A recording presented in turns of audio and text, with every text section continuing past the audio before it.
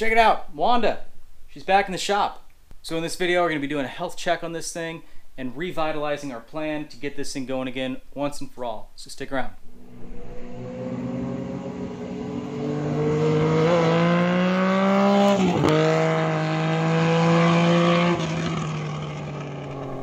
Well, this may seem like deja vu. I'm here. We're going to dig out the XS400 Wanda project. This thing is coming back. And I think one of the last videos I put up on this thing was me digging it out of here because it sat for like a year or more. And at this point, this thing has sat for over a year now, and I apologize. I know you guys have been excited about this project. I have too, but there's been a lot of business changes and a lot of different direction changes with everything going on. So now, after a long wait, it is time to get this thing back out and let's finish this bike. So I guess I'm gonna set up a time lapse because it's gonna take a while to get this thing out of here.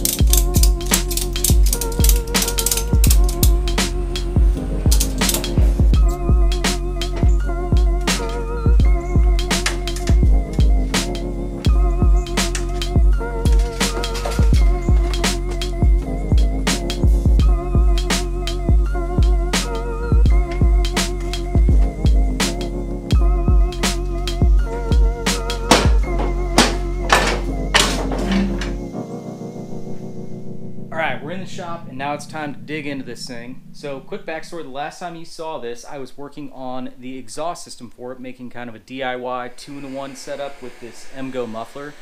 It's gonna be a cool little setup, budget style, and it's gonna sound pretty good, I think. And then we've also mounted up the headlight on this thing. I have an ignition switch I've placed on here. I will end up changing this.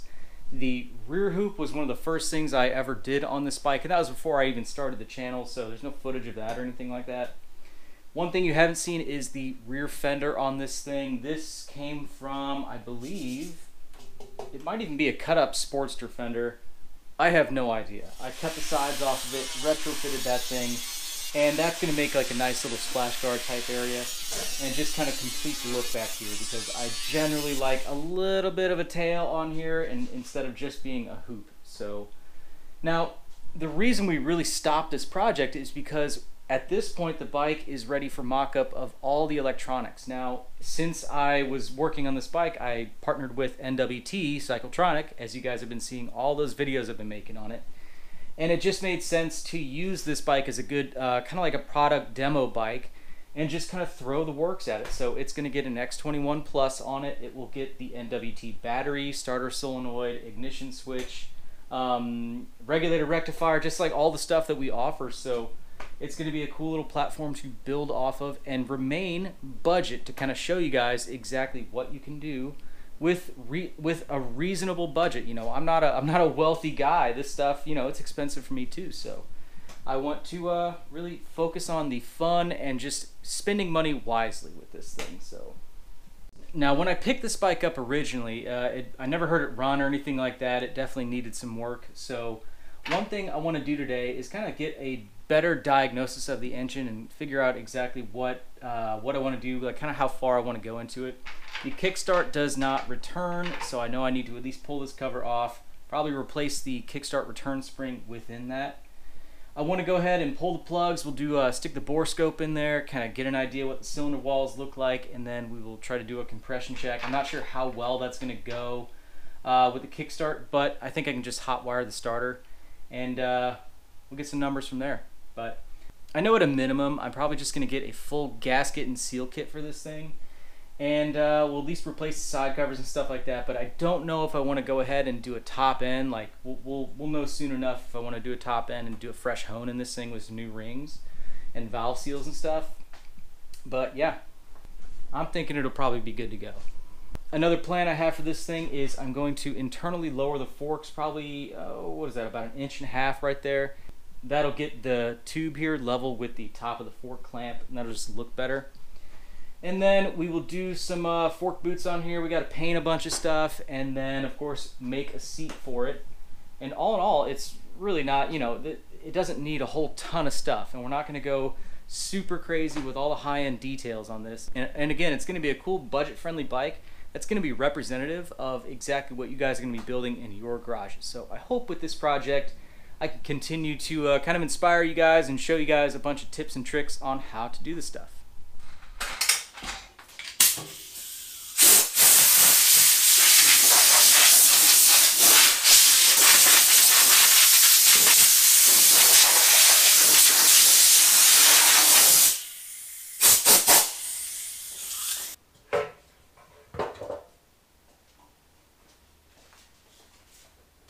Now, going by the Kickstarter, this thing does actually feel like it has quite a bit of compression.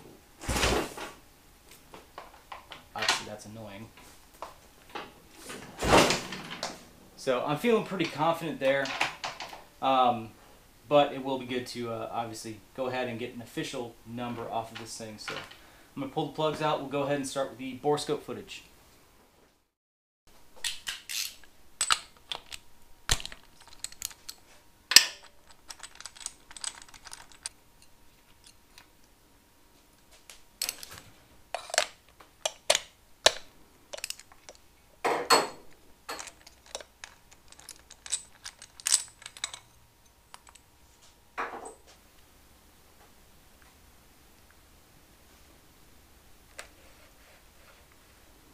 Pretty handy thing.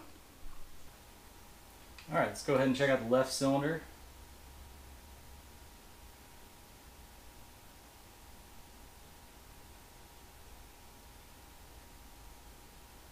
Not bad at all.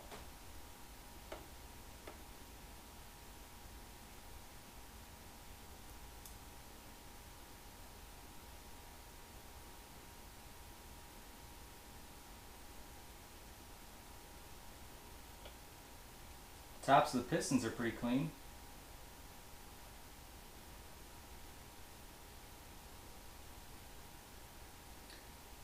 I'm sure that little ridge, this area here, was just from this thing sitting for so long at that one point, but I bet that would clean up.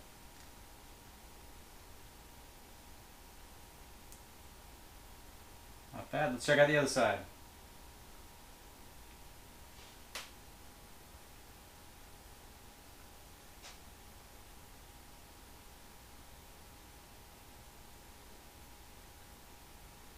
Pretty similar. I do see, ooh, we got a little vertical scratch right over there. That looks like some kind of piece of debris in there.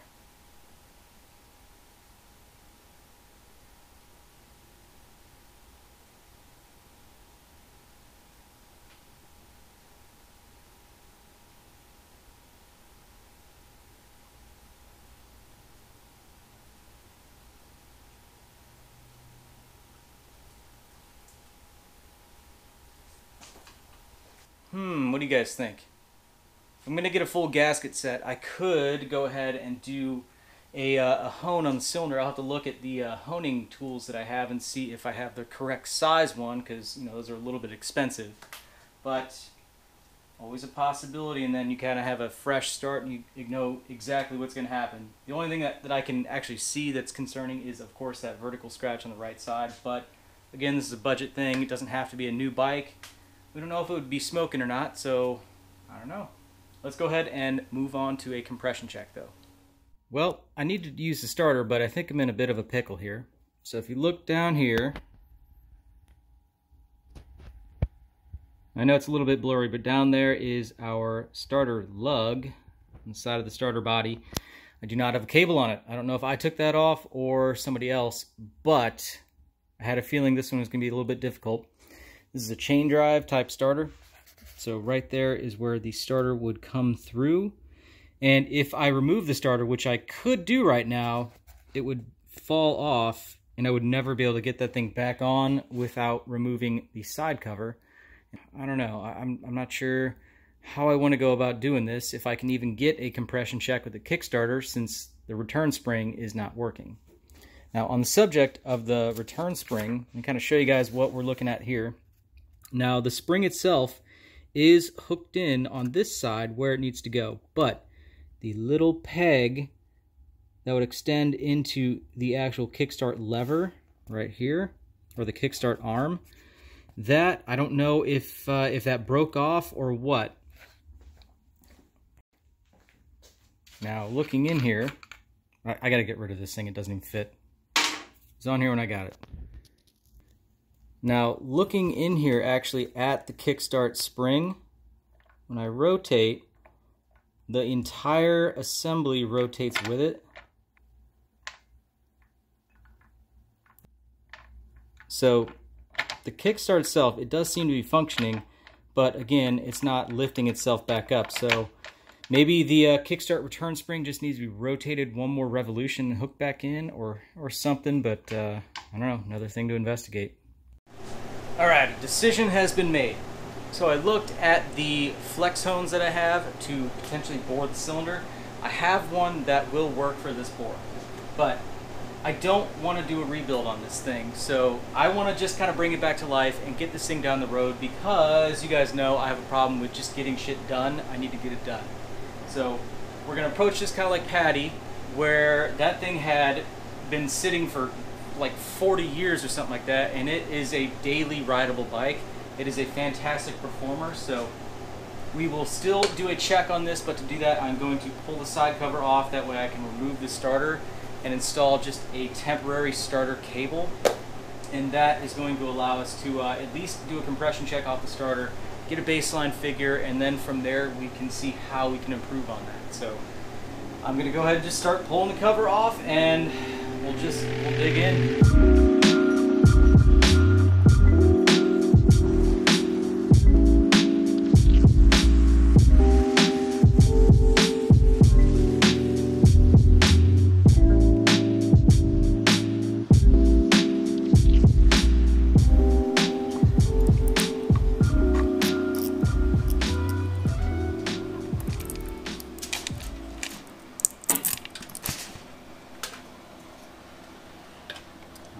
What do you know?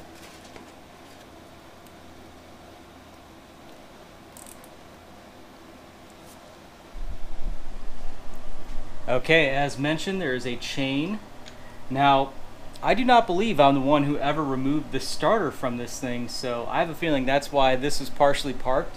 The bolts around this felt like they had never been taken out. And I'm assuming that maybe they tried to pull the starter out of this thing and the chain fell in and they gave up on it, so who knows. But anyway, now we know.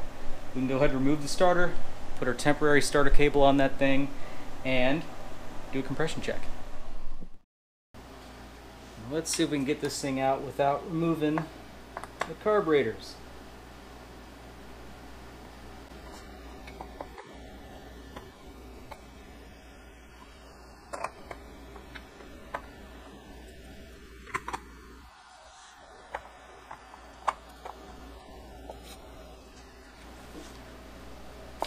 It's not that hard anyway.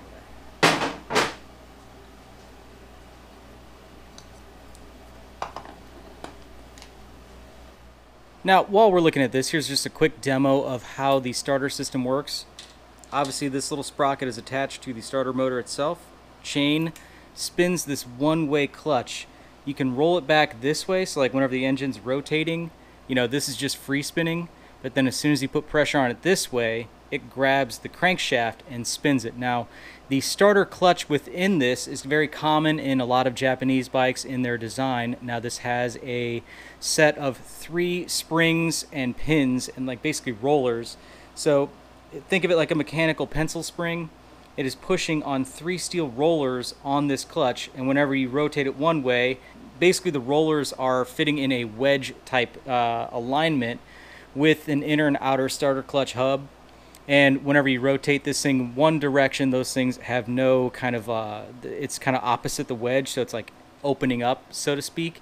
And then whenever you go the other way, those springs kind of push those rollers into the wedge, and that in turn locks it to the inner clutch hub and spins the engine. So the more you know. Hopefully that was clear. Now, for some of you, you might actually be thinking, well, do I have to use the electric start? And the answer is absolutely not. So in this case, what you could do is you could take a freeze plug, like an automotive freeze plug for your block, find one that fits in this slot here. You put a freeze plug in on this side, and that will seal up this hole, and then you simply remove this. And this can just, be around the engine, no problem. Nothing's going to happen to that. So you would just remove your chain and your sprocket, put the freeze plug there, that way you don't have an oil leak, and you have a kick-only bike. You still need a battery, though.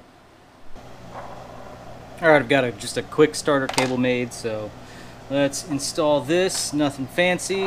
Definitely not permanent, because this thing is ugly.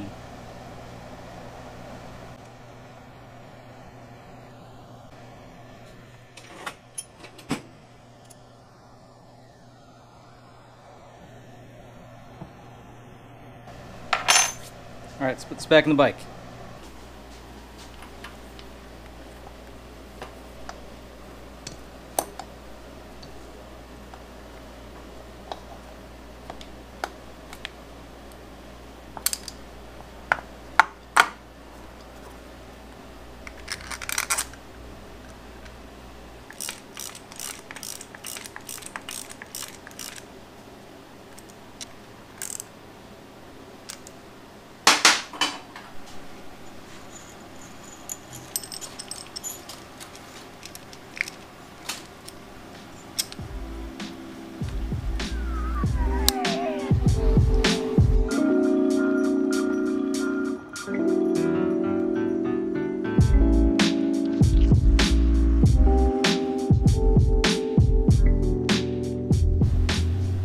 Alright, got the starter in, got the side covers on, we're ready for our compression check. Now I'm going to do a couple versions of this.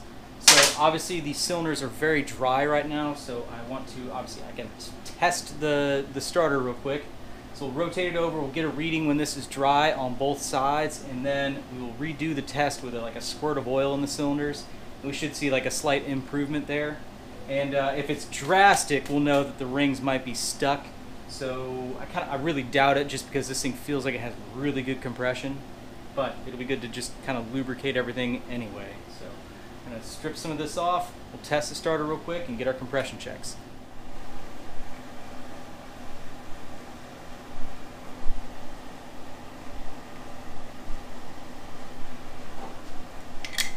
Now if we had the carburetors back on this thing, we would have to make sure we hold the throttle open, but obviously the carbs are off. There is no restriction in the intake. Where do I want to ground this to? Right there. All right.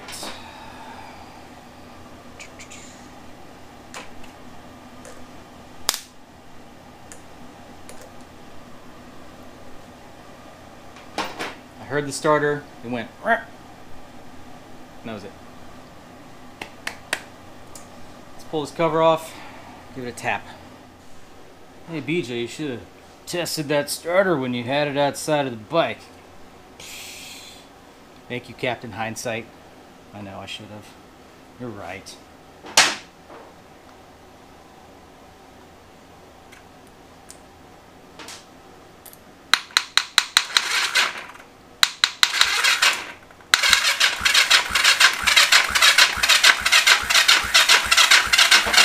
Back. Just under 150.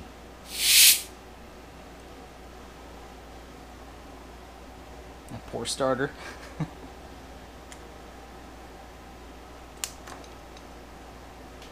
Come on.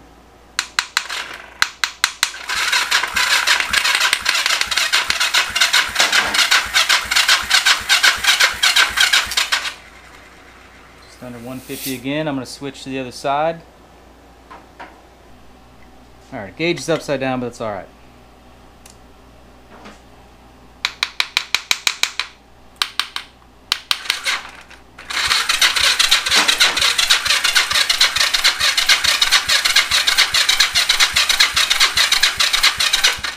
$120. Try it again.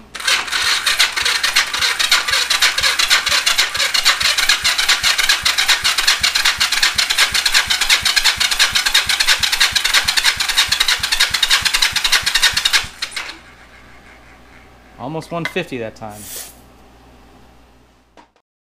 Alright, I'm put a little splash of oil in each cylinder and then we'll just repeat the tests. I might actually try my other battery here because that one has more of a charge apparently. This one sounds like it's getting a little sluggish.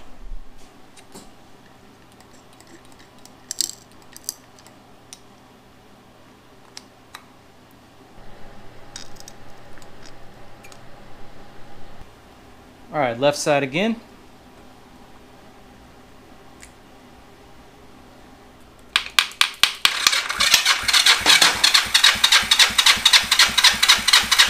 That's insane. Yeah, big difference from adding a little bit of oil to it. But our initial number being 150 was very healthy. So what you're seeing there with the high number was the inability for the air to pass by the piston rings. So naturally there's always going to be a bit of blow by with any engine. Inherently, that's why you have like crankcase like PCV valves. PCV valves, not PVC, PCV. So this one should read really high too. But being that our initial test showed close to 150, you know, I think we're going to be pretty darn good.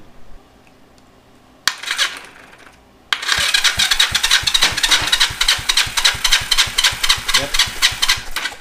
210 once more. So the good news is that we can do this test and our results are equal between both sides, which is what you want. You can have low numbers and you can have high numbers, but if they're equal between your cylinders, that's, I think, the most important part. So I'm feeling very confident with this thing right now. And basically what we'll end up doing is just regasketing as much as we can and then going from there. If it ends up needing a rebuild down the road, whatever, we'll do a rebuild then. But for now, the mission will be to kind of just clean everything up and get it back together. Alright, we have our plan for this thing. I'm going to start collecting parts for it. And the next time you see this thing, I'm going to start mocking up the electronics on it. I need to get an electronics tray made for this thing. And go ahead and get the battery mounted, you know, that kind of thing. And we'll just start mounting stuff up to it, and then before too long we'll do full teardown. I'll work on the engine, we'll modify the suspension, and get this thing back together and get it going. So as far as like upload schedule and what to expect with this thing, probably not going to be the most consistent right off the bat with this thing. I still have some other lingering projects that I'm trying to get out, and until some of those are done, I won't be able to consistently work on this one, but I'm going to strive to make progress on it as fast as possible and get some good videos out to you guys. So anyway, I hope you guys like this one. Let me know what you guys think in the comments. And if you haven't seen any videos on this bike already, go back to the playlist. You can see everything we've done to it and get caught up to this point. So anyway, again, I hope you guys like this video. Hope to see you in the next one. Thanks for watching.